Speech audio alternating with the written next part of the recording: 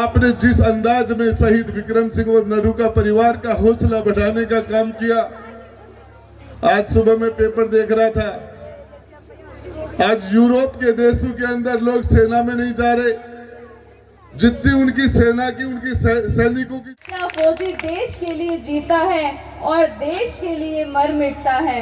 एक देश चैन की नींद तभी सोता है क्योंकि एक फौजी रात भर जागकर अपने कर्तव्यों का पालन करता है।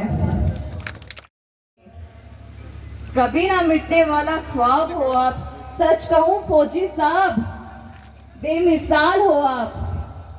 जमाने भर में मिलते हैं आशिक कई, मगर वतन से खूबसूरत कोई सनम नहीं होता, कोई सनम नहीं होता। नोटों में लिपट कर, सोने में सिमट कर मरे हैं कोई, मगर तिरंगे से खूबसूरत कोई कफन नहीं होता। एक सच्चा फौजी देश के लिए जीता है और देश के लिए मर मिटता है। एक देश चैन की नींद तभी सोता है क्योंकि एक फौजी रात भर जागकर अपने कर्तव्यों का पालन करता है।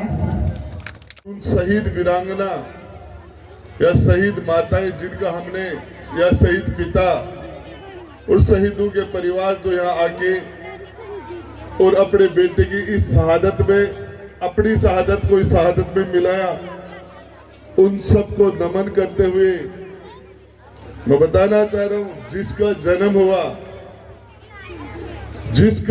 हुआ उसकी मृत्यु निश्चित है। जो भगवान के रूप में पैदा हुए, अवतारी हुए, चाहे भगवान राम हो, चाहे कृष्ण हो, चाहे बुद्ध हो, चाहे महावीर हो, जिसने मां के गर्भ से जन्म लिया उसकी मृत्यु निश्चित है। लेकिन ये शहादत इसका एक अलग अंदाज है। मैं आपको बताना चाह रहा हूं, मेरे जो पूर्व वक्ताओं ने आपको सारी बातें कही, हम इसलिए सुरक्षित हैं। किसान अपनी किसानी करता है, व्यापारी अपना व्यापार करता है, मजदूर मजदूरी करता है, हम सारे के सारे लोग इसलिए सुरक्षित है कि हमारे जाबाज देश के बॉर्डर के ऊपर, सीमाओं के ऊपर अपनी जान हथेली में लेके और हमारे लिए रक्षा करते हैं। आज सारे पढ़े लिखे लोग हो, दुनिया के अंदर जिस तरह की आजकल स्थितियां चल रही हैं, आप देख सकते हो। आज यूक्रेन का क्या हाल हो गया, रूस और यूक्रेन को लड़ते हुए 2 साल हो गए, पूरा देश तबाह हो गया। लाखों वहां के लोग जो सैनिक हैं वो शहादत देके अपने देश के लिए बलिदान हो रहे हैं। आज फिलिस्तीन के अंदर पूरा हमास, इजराइल और हमास, पूरी मध्य एशिया के अंदर जिस तरह का तनाव है, आज ईरान की मिसाइल रोज ही पाकिस्तान के ऊपर आके गिर रही है।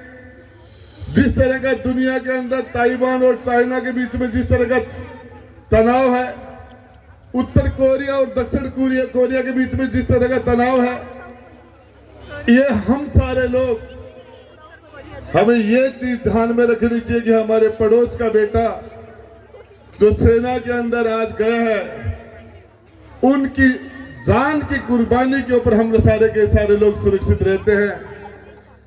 ये शहीद हकीकत में तो देवी देवताओं के तरह पूजने के हकदार हैं, इनकी पूजा होनी चाहिए।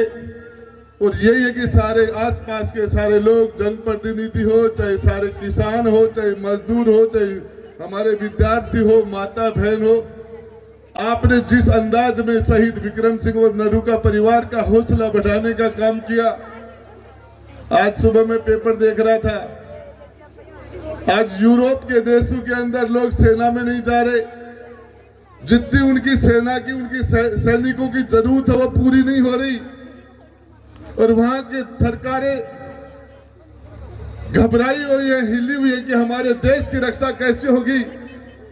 तो ये हकीकत है। हमारा झुंझुनू जिला, हमारी शेखावाटी और ये सारा का सारा पूरा संभाग इस देश की हिफाजत के लिए गांव गांव के कण कण के अंदर जो एक भाव है, मैं तो अंत में आप सब लोगों ने मुझे बुलाया और इस शहीद के मौके के अवसर के ऊपर, शहादत के ऊपर आप सब लोगों से रूबरू होने का ये अवसर दिया। इसके लिए नरू का परिवार को, भोटकी के पूरे सभी जाति के परिवार के सभी मेरे बड़े और छोटे भाई और बहनों को दिल से बहुत बहुत धन्यवाद देता हूं। काफी लमस ज्यादा समय हो गया और इसके लिए आप सारे लोगों ने फिर अंत में यही कहूंगा, ये शहीद विक्रम सिंह का बलिदान, हमारे ऐसा कोई भी गांव नहीं है जिसके गांव के अंदर किसी न किसी माँ ने अपने कोख अपने कलेजे के टुकड़े का बलिदान नहीं किया हो।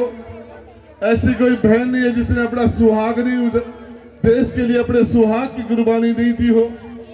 ऐसे कोई बच्चे नहीं है जो अपने पिता को कुर्बान करने का काम किया हो। मैं मेरे भोटकी के सभी बड़े और छोटे भाइयों को दिल से इसके लिए साधुवाद देता हूं, धन्यवाद देता हूं। और एक बड़े अरसे के बाद आप सब लोगों से रूबरू होने का मौका मिला, इसके लिए आपको बहुत बहुत धन्यवाद। जय हिंद।